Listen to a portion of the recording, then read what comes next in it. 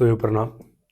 आज इस वीडियो के अंदर हम सेवन्थ हाउस के बारे में बात करेंगे, क्योंकि सेवन्थ हाउस एक ऐसा हाउस है जो आज के टाइम में सबसे ज़्यादा प्रश्न खड़े कर रहा है। प्रश्न किस चीज़ से रिलेटेड है? प्रश्न है मैरिज से रिलेटेड। आज के टाइम में रिलेशनशिप ब्रेकअप बहुत ज़्यादा हो रहे हैं, मैरिज के बाद डिवोर्सेस बहुत ज़्यादा हो रहे हैं। तो कौन सी ऐसे कॉम्बिनेशंस हैं या कौन से ऐसे प्लानिटरी पोजीशंस हैं जो आपके आफ्टर मैरिज डिवोर्स करवाने के अंदर एक योगदान या आपका एक बता प्रेडिक्शन दे रहे होते हैं, या वो कहीं ना कहीं गाइड कर रहे होते हैं कि ये जो पोजीशंस है ना आपके चार्ट के अंदर, ये आपको शो कर रही है कि अगर आपने इन प्लेसमेंट्स के अकॉर्डिंग काम नहीं किया या इन प्लेसमेंट्स के अकॉर्डिंग आपके पार्टनर आपका काम नहीं कर रहा, तो कहीं ना कहीं आपको एक डिटैचमेंट देखने को मिलेगी। तो सेवन्थ हाउस आपकी मैरिज को, आपके पार्टनरशिप को शो करता है। वैसे तो सेवन्थ हाउस के अंदर और भी बहुत सारी चीजें हैं, लेकिन अगर हम सिर्फ सेवन्थ हाउस को मैरिज के लिए देखें आज के टाइम के अंदर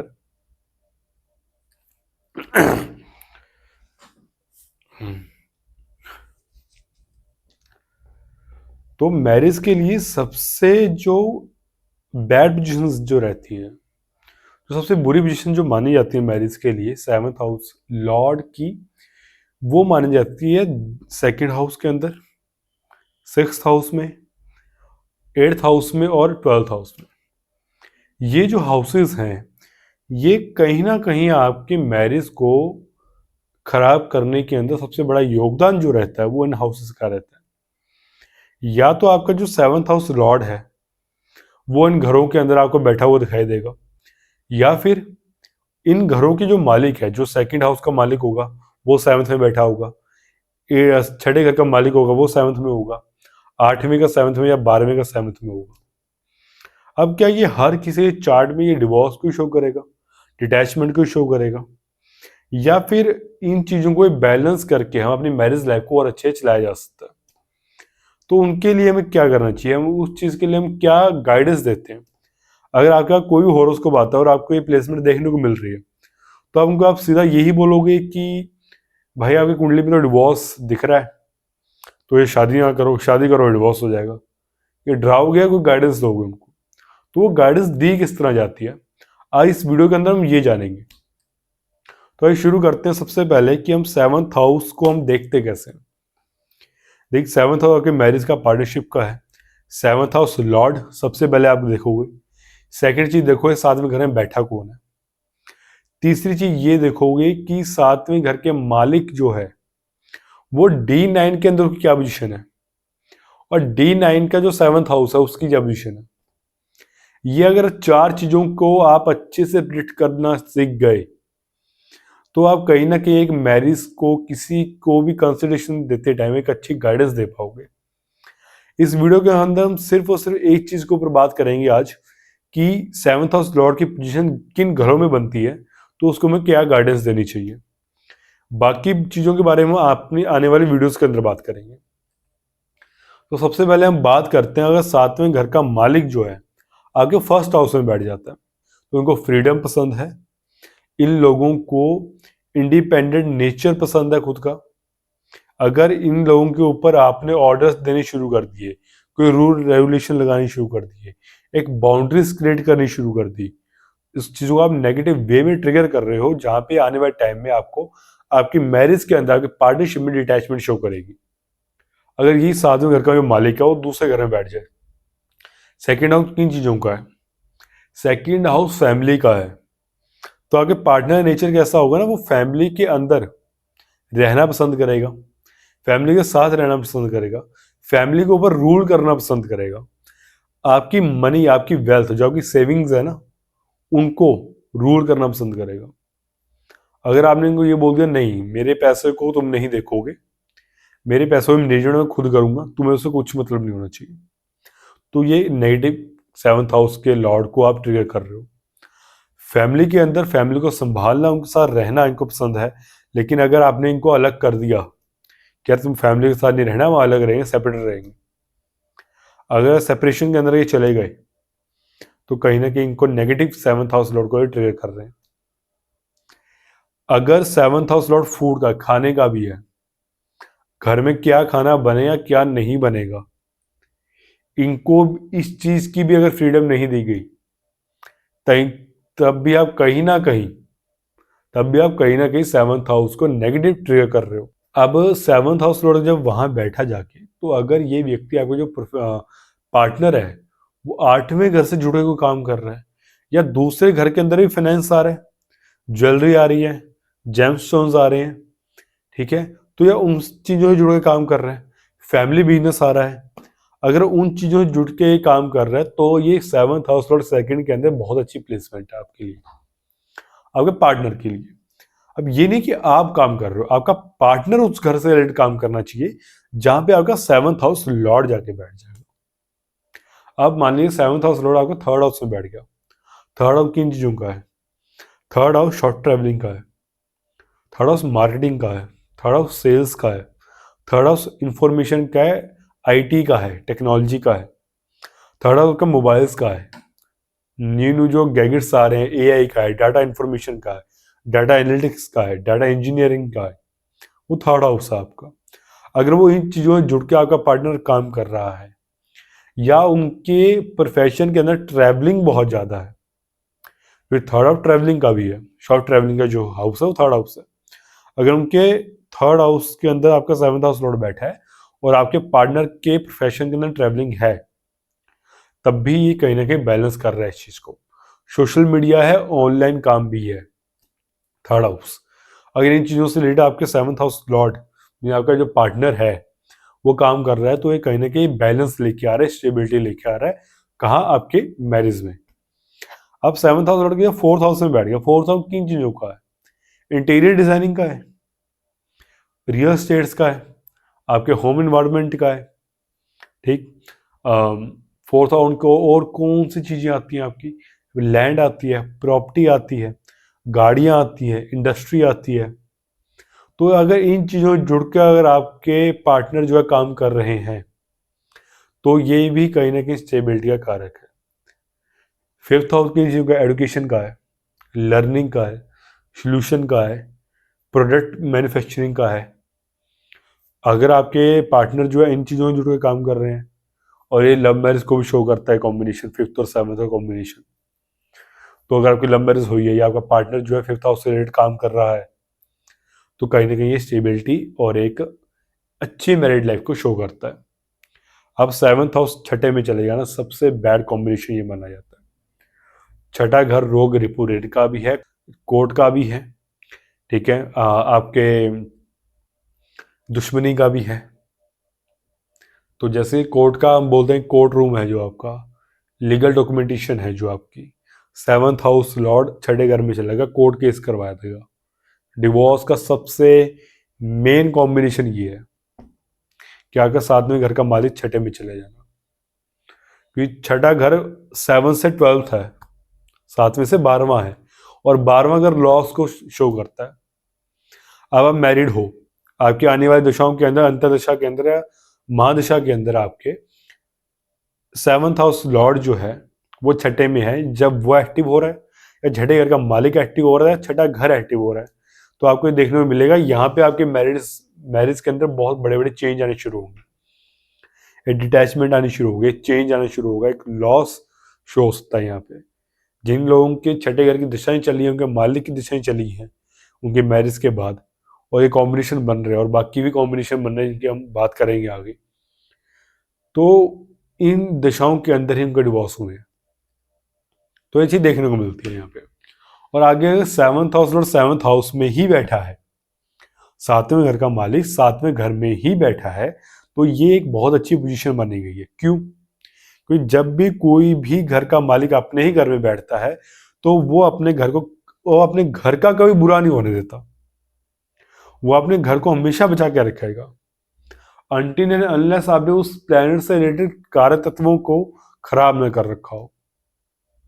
अगर आपने उस प्लेनेट को भी बहुत अच्छे से मेंटेन कर रखा है, तो वो आपको कभी सेवंथ हाउस से रिलेटेड प्रॉब्लम नहीं आने देगा, ना आपके मैरिज के अंदर ना आपके बिजनेस के अंदर, ठीक। अब सातवां घर की इन चीजों का मैनेजमेंट का भी है। सातवां घर इंडिविजुअल एंटरप्रेन्योरशिप मीन्स एक इंडिविजुअल बिजनेस का भी है। तो अगर ये व्यक्ति एक इंडिविजुअल बिजनेस कर रहा है, रिटेल मार्केटिंग कर रहा है, ऐसा कोई काम कर रहा है जिसके अंदर कोई डेली इंटरेक्शन हो रही है लोगों से, तो कहीं ना कहीं ये चीज जो है आपके मैरिज के अंदर स्टेबिलिटी लेके आएगी। अब सातवें घर का मालिक आठवें में बैठ जाए, eighth house up and down का है, एट्थ हाउस सफरिंग का है, पेन का है, एट्थ हाउस सडननेस का है, सडनली कोई भी नेगेटिव चेंज आना, एक नेगेटिव इन्फ्लुएंस ये शो करेगा आठवें घर के अंदर आपके सेवंथ हाउस लॉर्ड के ऊपर। जब भी वो एक्टिव होगा दशाओं में, तभी आपको एक चीज दिखेगी, बहुत सडनली चेंज आया मैरिज के अंदर। 2-4 दिन पहले ठीक चल रहा था, एकदम से दशाएं आई, प्लैनेट एक्टिव हुआ, सडनली कुछ इवेंट हुआ और डिवोर्स तक बात चली गई। यह एट्थ हाउस की एक्टिवेशन है विद सेवंथ हाउस। आठवें सातवें घर का मालिक आठवें में जाके बैठ जाए तो उनके लिए सबसे बढ़िया ये चीज बोली जाती है कि इनका जो पार्टनर है वो रिसर्च से होना चाहिए, R&D में काम करता हो कंपनी के अंदर, कोडिंग करता हो, प्रोग्रामर हो, कोडर हो, ठीक है, साइंटिस्ट हो, इंजीनियरिंग हो, कोई हिडन चीज़ों का काम करता हो, कोई माइनिंग का कोई काम हो इनका, ठीक है, कोई रॉ मटेरियल का काम हो, कोई मैन्युफैक्चरिंग का काम हो, एग्रीकल्चर से रिलेटेड कोई काम हो, ठीक है, या फिर जो ऑयल का काम होता है, इनके पेट्रोल पंप हो, ऐसा कोई काम हो, तो वो आठवें घर को सेटिस्फाइड करेगा और फिर आपको ये चीज़ें नेगेटिव वे में देखने को नहीं मिलेगी और ये एक स्टेबिलिटी क्रिएट करेगा। कहाँ पे? आपके सेवंथ हाउस मैरिज में। आपके सातवें घर का मालिक नाइन्थ हाउस में है। ये कहीं ना कहीं अपनी फैमिली से रिलेटेड या अपने फादर से मिल के साथ, अपने फादर के साथ बिजनेस कर रहा होगा या अपने फादर की ही कोई ना कोई जो उनके फादर जॉब कर रहे थे उसी जॉब के अंदर ही आगे काम कर रहा होगा। हो सकता है कि जो उनके पूर्वज काम करते आए हैं ये आज ही वही काम कर रहे हैं, जो उनका कल्चर है उनसे जुड़ा हुआ काम कर रहे हैं, ये कोई धर्म कर्म से रिलेटेड कोई काम कर रहे हैं। तो ये टोटली नाइन्थ हाउस शो करता है यहाँ पे। नाइन्थ हाउस भी एंटरप्रेन्योरशिप को शो करता है, एक इंडिविजुअल बिजनेस को शो करता है। अब हम बात करते हैं टेंथ हाउस। टेंथ हाउस एक हायर मैनेजमेंट है, एक हायर अथॉरिटी है। और आपके पार्टनर एक किसी भी कंपनी के अंदर या किसी भी डिपार्टमेंट के अंदर काम कर रहे हैं तो वो हायर पोजीशन पे काम कर रहे होंगे, एक हायर अथॉरिटीज के साथ काम कर रहे होंगे, गवर्नमेंट के साथ काम कर रहे होंगे, ठीक है, या कोई गवर्नमेंट की ही कोई फील्ड के अंदर हायर अथॉरिटी में बैठे होंगे, ठीक। टेंथ हाउस आपका स्टेटस है, आपकी रेपुटेशन है, इनका नाम बहुत होगा, इनका फेम होगा, इनके पास एक अच्छी पावर होगी अपने प्रोफेशन के अंदर, ये टेंथ हाउस शो करेगा। अब टेंथ हाउस ये भी शो करता है किसी का सेवंथ हाउस टेंथ हाउस में बैठा है और टेंथ हाउस लॉर्ड सेवंथ में बैठा है, तो ये कहीं ना कहीं इन चीज़ों को शो भी करता है कि इनका जो पार्टनर होगा वो कहीं ना कहीं इनके प्रोफेशन से ही होगा या फिर इनके प्रोफेशन से ही इनका जो रिलेशन है आगे जो बढ़ा है वो कहीं ना कहीं इनके प्रोफेशन से ही बढ़ा है या इनका प्रोफेशन एक मेन सोर्स बना है इन दोनों की इंटरेक्शन के अंदर। जो इन दोनों आपस में इंटरेक्ट हुए हैं, मिले हैं, उसके अंदर इनके प्रोफेशन ने बहुत अच्छा रोल निभाया है। अब सेवंथ हाउस लॉर्ड का 11th में जाके बैठ जाना, 11th नेटवर्किंग के अंदर काम करना है, कोई एनजीओ के अंदर काम करना है, कोई बड़ी कंपनीज के अंदर काम करना है, ठीक है। 11th हाउस जो है वो आपका फ्रेंड सर्कल है, आपके सर्कल में से आपको पार्टनर मिला होगा, आपके रिलेटिव्स में से कहीं ना कहीं आपके लिए रिश्ता आया होगा, ये इन चीज़ों को शो करता है। 11वां का नेटवर्किंग है ना कोई नेटवर्किंग के थ्रू टेक्नोलॉजी भी है 11th हाउस, ठीक है, या कोई टेक्नोलॉजी से रिलेटेड कोई काम कर रहा होगा बंदा, तो इस तरह से आप देख पाओगे सेवंथ हाउस और 11th में बैठा है तो उनको किस तरह का काम करना चाहिए। अब एक और ऐसा कॉम्बिनेशन है ये जो मैं बताने जा रहा हूँ जो बहुत मेन रोल निभाता है किसी भी मैरिज की डिटैचमेंट, डिवोर्स और उनके अलगाव के अंदर। अगर सेवंथ हाउस और 12th में बैठा है ना तो 12वां घर लॉस का है, जैसे हमने बात की थी, 12वां घर चेंज का है। अब इन चीज़ों को बैलेंस कैसे किया जाए? अब जब भी आपका सेवंथ हाउस लॉर्ड एक्टिव होगा और वो 12th हाउस से रिलेट कर रहा है या 12वां घर कभी एक्टिव हो रहा है आपका दशाओं के अंदर, तो ये चेंज लेके आएगा कि ये एक लॉस क्रिएट करेगा। ठीक है, इस टाइम पीरियड में माना जाता है कि या तो इनके जो पार्टनर है उनकी डेथ होगी, या इनका डिवोर्स होगा, या ये अलग हो जाएंगे, बिना डिवोर्स के भी अलग हो जाएंगे ये। तो 12वां घर जो विदेश का है, फॉरेन का है, अगर आपका जो पार्टनर है वो फॉरेन कंपनी में काम करता हो या वो फॉरेन में काम करता हो। अब फॉरेन को हमने अपनी पिछली वीडियो के अंदर ही बताया था, जैसे कि फॉरेन क्या है, जहाँ पे आपका क्लाइमेट, आपका कल्चर और आपका टोटली वेदर चेंज हो जाए, फूड खान पान, जो खान पान है वो चेंज हो जाए, वो आपका फॉरेन कहलाता है। तो अगर आपका पार्टनर जो है फॉरेन में काम करता है, या आपकी जो मैरिज हुई है वो आपसे बिल्कुल डिफरेंट कल्चर का है आपका पार्टनर, मान लीजिए अगर आप पंजाब से बिलोंग करते हैं और आपका पार्टनर गुजराती है, आपका पार्टनर साउथ से कोई और बेंगलोर से है, कर्नाटका से है, तो बिल्कुल डिफरेंट कल्चर से वो बिलोंग कर रहे हैं, या और कोई फॉरेन कंट्री से है, तो यहाँ पे आपका 7th हाउस लॉर्ड 12th में बैठ गया और आपका जो पार्टनर है वो विदेश से है या कोई डिफरेंट कल्चर से है, तो ये इस चीज़ को बैलेंस करता है। अब ऐसा बिल्कुल भी नहीं है कि अगर 6, 8, 12 की दशाएं आएँ और आपका 7th हाउस इनसे कनेक्टेड हो तो आपको बिल्कुल भी प्रॉब्लम देखने को नहीं मिलेगी। प्रॉब्लम देखने को अब भी मिलेगी, लेकिन ये उस लेवल की नहीं मिलेगी कि आपको दोनों को अलग कर दे या डिवोर्स तक बात चली जाए। ठीक, अब कुछ प्लैनेटरी कॉम्बिनेशन कौन से होते हैं जो इंचो शो करते हैं। देखिए, सबसे पहला माना जाता है केतु को, क्योंकि केतु खुद एक डिटैचमेंट का कारक है। अब हर किसी को यही कहता हुआ सुनोगे कि यार केतु आपके 7th हाउस में बैठ गया ना, तो आप डिटैच हो जाओगे अपने पार्टनर से, या का पार्टनर आपसे डिटैच हो जाएगा।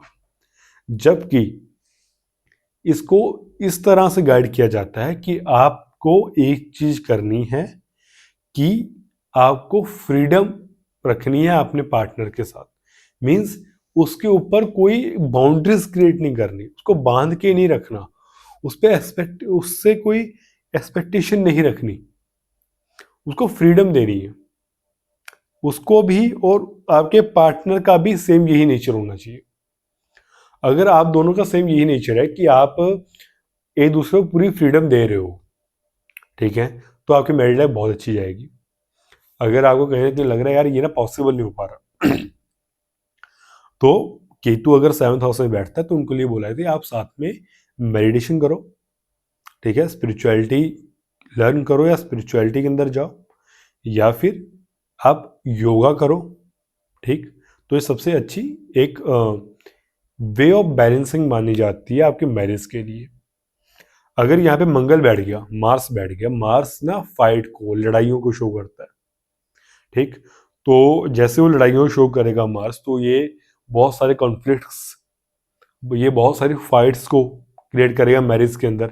ठीक है, झगड़े करवाएगा, गुस्सा बहुत होगा आपके पार्टनर में, अगर पार्टनर बहुत ज़्यादा डोमिनेंट नेचर का होगा, तो यहाँ पे क्या करना चाहिए। अब इस वे में आपको सिर्फ एक चीज करनी है कि आपको अपने पार्टनर के साथ जिम ज्वाइन करना है। मंगल एनर्जी है, तो इनके लिए सबसे अच्छी चीज ये मानी जाती है कि मंगल 7वें घर में बैठ गए तो आपको जिम करनी चाहिए साथ में। ठीक है, अगर मंगल और केतु बैठे हैं तो इनके लिए बोला जाता है कि आप योगा करो, वो भी एक अच्छे फिजिकल फॉर्म के अंदर, मीन्स जहाँ पे फिजिकल वर्कआउट भी इंक्लूड हो। ठीक है, यहाँ पे राहु बैठा है तो उनको बोला कि आप हैवी वर्कआउट करो दोनों साथ में। ऐसे मंगल बैठा है तो उनको सिंपली बोला था आप जिम जाना शुरू करो डेली रूटीन के अंदर, वो साथ में जाइए, क्योंकि जब इनके साथ में कहीं ना कहीं एनर्जी यूज होगी तो ये एनर्जी है, गुस्सा है, एंगर है, वो जिम में निकल जा रहा सब। अब उनकी मैरिज लाइफ को बैलेंस रखेगा ये चीज। ठीक है, तो इसी तरह आपको हर एक प्लैनेट के कार्य तत्वों को यूज करना है। अगर वो आपके 7th हाउस में बैठे हैं तो इस वे के अंदर आप अपनी मैरिज लाइफ को बैलेंस कर पाएंगे। जय श्री राम।